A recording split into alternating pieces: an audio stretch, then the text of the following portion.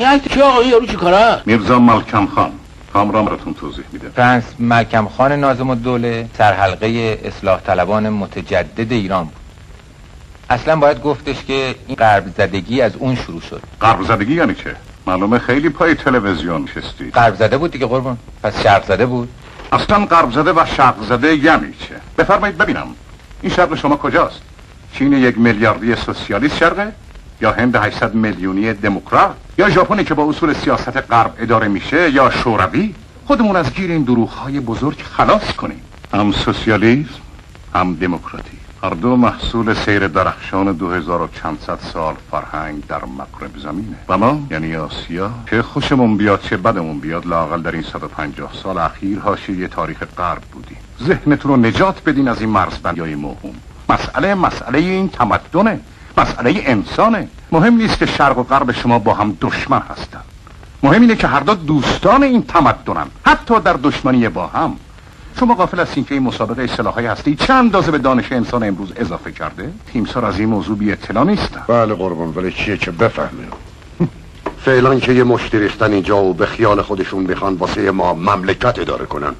تو رو خدا حفظی آدمی مثل آقای تقینیا با این همه مدارک و تحصیلات بیاد اینجا تو این سولاقی قایم بشه، اون وقت آخوندا بشن همه کاره مملکت. دل به این مسائل نده آقای ثابتی. من از این بابت خوشحالم. جنگ ما جنگ با یک حکومت نیست، مقابله با جبهه خطرناکیه که بار دیگه علیه این تمدن باز شده.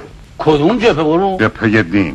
خدا بیامرزه رضا خانو، نفس این آخونده رو گرفته بود. این مرد بزرگی که میبینید نزدیک 100 سال پیش در لندن مهد دموکراسی و تمدن عالم سیاستمدارای انگلیسی رو جمع کرد و به اونا گفت ما مردم ایران تمدن اروپا رو میخوایم، ولی رنگ مسیحیت رو از اون پاک کنید. به دین مردم ایران کار نداشته باشید، اونا رو متمدن کنید. لابد خودش اسلامی بوده قربون. بله اون آزاده بود، اون قدرت فراگیر و جهان شمول تمدن غرب رو دریافته بود و میدونست که اسلام به خصوص مذهب شدیداً سیاسی شیعه با این مدنیت پرشکوه در تضاد و تعارض بنیادیه.